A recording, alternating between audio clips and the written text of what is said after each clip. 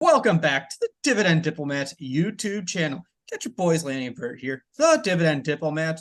Guys, today we're going to answer a simple question. Is this the perfect stock to buy today? We're not just asking about today. Is this the perfect stock to buy tomorrow and forever too? We can't wait to talk about this dividend growth stock. Before we dive in, guys, make sure to smash that subscribe button. Give Bert and I a thumbs up and give another thumbs up for Bert rocking the stash. We're not in November yet, but Bert says, you know what? I'm busting out with the Mario mustache right now, guys. So let us know in the comments below what you guys think of Bert's mustache. It's funny because I was shaving my beard today and I was joking and I showed my wife to it. And this for the first time since we've been married and even since we were dating.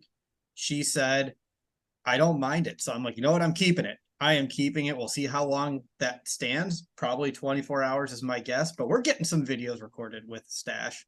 Bert's doing the whole "I'm not fucking leaving," Yeah. from his Wolf of Wall Street This over thing's there with never his leaving. This mustache. thing's never Oh leaving.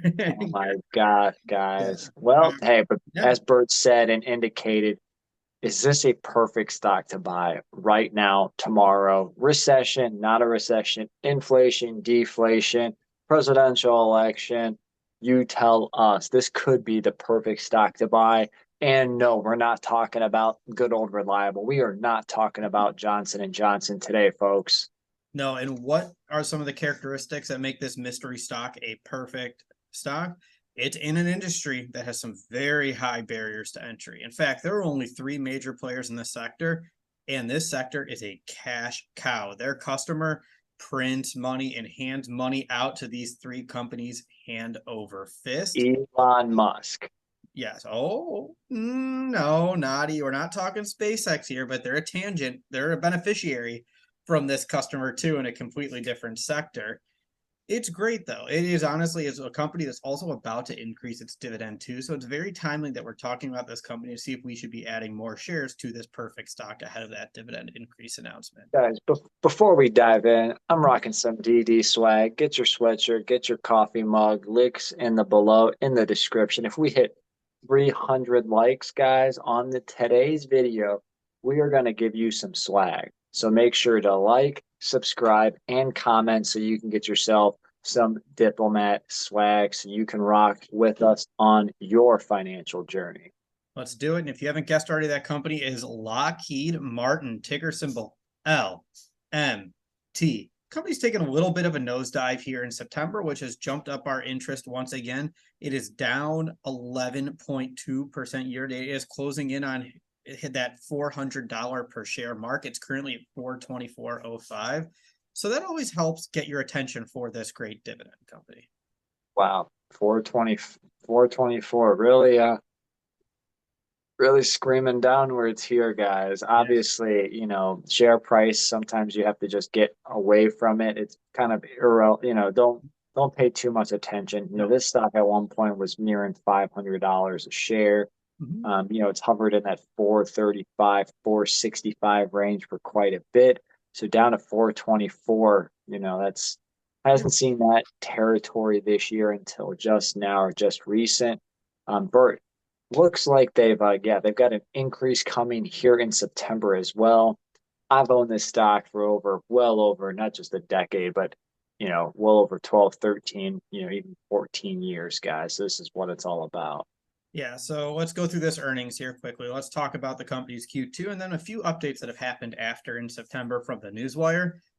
Their quarterly sales in Q2, well, last release was in July, so we still haven't gotten it. We'll get the next one in October. Sales were almost 17 billion. They were 16.7 billion with a B. That was an increase of 8% year over year. The interesting thing was their earnings jumped. They were 1.7, so they had 6.63 billion per share. They had 1.1 billion of cash flow from operations. From a free cash flow, they had nearly 1 billion at 0.8. So strong revenue, strong earnings, and strong cash flow. That's the story that makes Lockheed Martin so special. But Lanny, what happened with the company's margin? That was the one thing that kind of jumped out here. Oh man, guys, it's all about sometimes getting small wins, and small wins on margin, sometimes can be key. The profit margin did increase ever so slightly. And Bert, correct me if I'm wrong. from 11.1% up to 11.4% on the profit margin. Does that sound about right? It was actually in the other direction. The dollar amount. I wrote the note backwards, so I apologize. I wrote some notes down for this meeting. Oh, gotcha. Yeah, it was actually the dollars went up. So from a dollar standpoint, you see the gross margin increase. But yeah, I did write this backwards. So my apologies, everyone. So the Percentage so the decrease. operating profits increased, yet the margin decreased because they sold more contracts. That's right. My bad for making that confusing. So dollar standpoint up, percentage down. And what was interesting here with Lockheed Martin too is they keep touting this record backlog. They kept saying we have $158 billion of a backlog. So projects that the United States government, governments across the globe, other companies. It's government. Yeah, that's right. Diplomat's contract. That's right. Ours makes up at least 100 billion of this here. At So least. yeah, at least their backlog is 158 billion. So that is what makes Lockheed Martin so special. So special. Obviously, I've owned them for, again, so many years. Bert, I know you and your wife own them as well. You know, my YAC or my yield on cost has thoroughly exploded because, yes, guys, this is a dividend growth stock. With that big of a backlog, too, you know, you've got to like their future earning potential, the future cash flow potential. And because, guys, that outlook that they did and said in this last quarter, it did increase. They are actually saying that net sales is going to go from 65 to 66 billion to a new range of 66 to up to almost 67 billion, with an average around 66 billion. Diluted EPS also moved up, and then so did free cash flow at over $6 billion here for Lockheed. Cash flow machine right now, government spending on defense contracts is not going to stop, especially during an upcoming presidential election, folks. That's right. So that's an excellent segue here, Lanny, because there were two big notable things about their backlog and some of these announcements that have happened. We'll start with the negative because let's just get that out of the Is way. that the diplomats couldn't cover 99.9 billion of that contract, though. Well, we couldn't. We had to cancel our F-35 order that we had set up here, Lanny. But that was one of the things. That's what caused the company to drop. They did lower their F-35 expectations.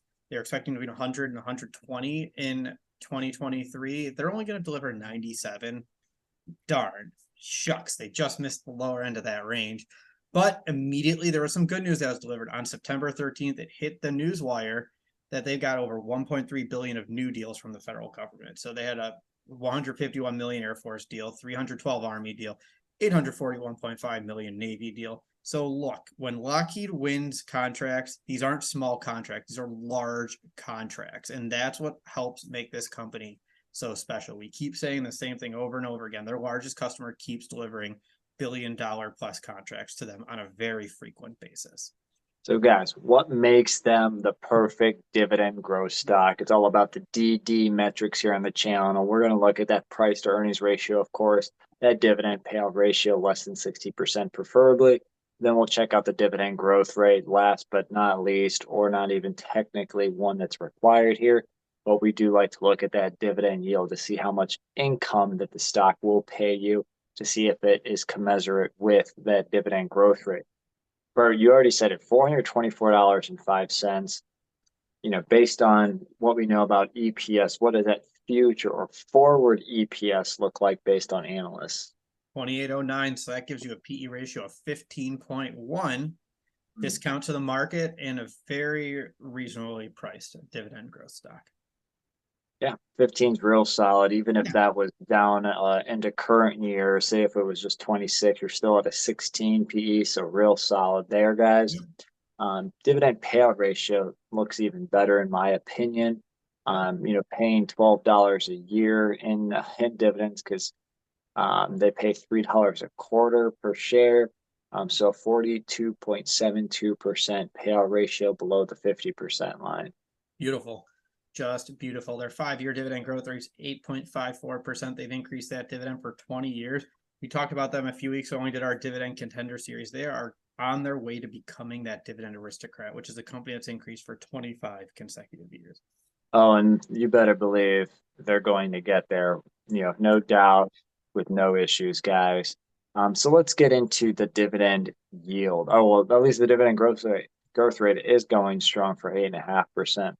But that dividend yield now is swelling up to 2.83%, which is above that 5-year 2.66% average. Beautiful. So let's talk through the metrics here again, summarize them. 15.1 PE, 42% payout ratio, 8.5 5-year growth rate, 20 years increasing the dividend with Huh. a yield at 2.83%. What a great stock. Yeah. Just because my yield on cost and my original purchase price is like 300 some odd dollars ago below this price, I'm not going to buy, but Bert, I can see why you might want to buy this stock. Yeah, my cost basis is in the mid threes. I grabbed a bunch when it dipped last year. But look, the metrics are looking great. And right now I'm looking to add to very strong positions, add to keep growing that dividend income, nibbling for a share here, share there of Lockheed. When I'm looking and I'm just staring, what do I want to do? It always you can fall back to a North Star and say, I'll be happy I bought that share of Lockheed Martin 5-10 years ago, especially at the current metrics. And with your platform and everybody else's brokerages, you might be able to buy $50 of it, $75 of it. So you don't have to go all in with $425 to grab one share of Lockheed Martin right now. It's a great point, Lanny. Thank you for highlighting that. So let us know, everybody, what do you think of Lockheed? Do you understand why we think this may be the perfect dividend stock? Are you buying Lockheed Martin at today's prices, or are you waiting for a price at, say, like $400 per share or a 3% dividend yield instead, and then you'll be buying? Let us know in that comment section below. Guys, remember 300 likes. That's all it's going to take to get a sweatshirt, a hoodie, a coffee mug, a t-shirt. Remember, like, subscribe, and comment below your thoughts on Lockheed being that perfect stock right now in a dividend growth portfolio. And if it's not Lockheed, let us know what you think the perfect dividend growth stock is right now today. Yeah, if you haven't already, subscribe, give us a thumbs up, and remember, if you're not with us, you're against us, Jack. Guys, that was Bert, the Stasher, and Lanny from the Dividend Diplomats. Over and out.